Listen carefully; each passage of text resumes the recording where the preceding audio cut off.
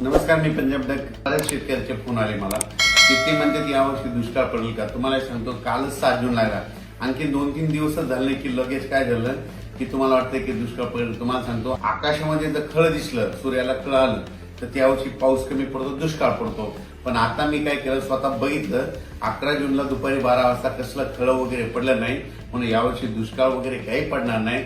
पेरण्या होणार आहेत, फक्त काय होणार आहे, जूनच्या शेवटच्या आठवड्यात होणार आहे, म्हणजे 3 टप्प्यामध्ये होणार आहे. एक आता 7 ते 14 मध्ये काय होणार आहे, त्या सुरू होतील, तर ते बऱ्याच ठिकाणी चालू झाल्या. पण त्याच्यानंतर जे दुसरा टप्पा होईल ते 20 जून ते 30 जून मध्ये होईल, आणि त्याच्यामधून 7 जुलै ते 14 जुलैच्या दरम्यान तिसरा एक टप्पा राहील. म्हणून हे लक्षात येतं. पण राज्यातल्या सर्व शेतकऱ्यांची पेरणी होणार आहे, घाबरून जाण्याचं कारण नाही. आता बऱ्याच जणांना वाटतं की 7 जून गेला आणि पाऊस नाही आला, तर काही चिंता करू नका. तुम्ही तुमची कामं करून घ्या, तुम्ही तुमचे बियाणं व्यवस्थित राहू द्या. कारण की राज्यामध्ये काय होणार, 20 तारखेच्या नंतर, 20 जूनच्या नंतर जसं 21 येईल तसं पावसाला सुरुवात होईल. 22ला बऱ्याच भागात कव्हर होईल. असं करत करत त्यावेळेस सगळ्या भागामध्ये 20 ते 30 मध्ये पाऊस जाईल आणि महाराष्ट्रातल्या सर्व शेतकऱ्यांच्या पेरण्या होतील. यावर्षी चांगला पाऊस पडणार आहे. मी पहिल्यापासून म्हणत होतो, जून मध्ये थोडा कमी राहील, जुलैमध्ये जास्त पडणार आहे, ऑगस्टला कमी राहील, आणि सप्टेंबर ऑक्टोबर मध्ये मात्र परतीचा पाऊस मात्र धुमाकूळ घालणार आहे. म्हणून हे अंदाज सर्व शेतकऱ्यांनी लक्षात द्यायचा.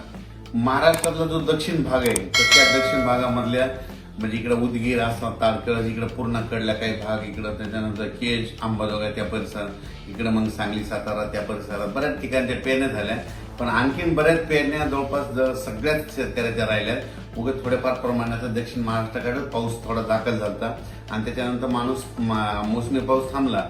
त्याच्यानंतर आता काय होईल, त्या 13 तारखेपासून बऱ्याच भागामध्ये पाऊस पडेल. ते पण सगळीकडे पडणार नाही. सर्वात महत्वाचं नंतर सगळ्याला तर आशा आहे की आमच्या सगळ्या गावाला पाऊस आहे. ते पाऊस 13 पासून जे येणार आहे ते मात्र सगळीकडे पडणार नाही.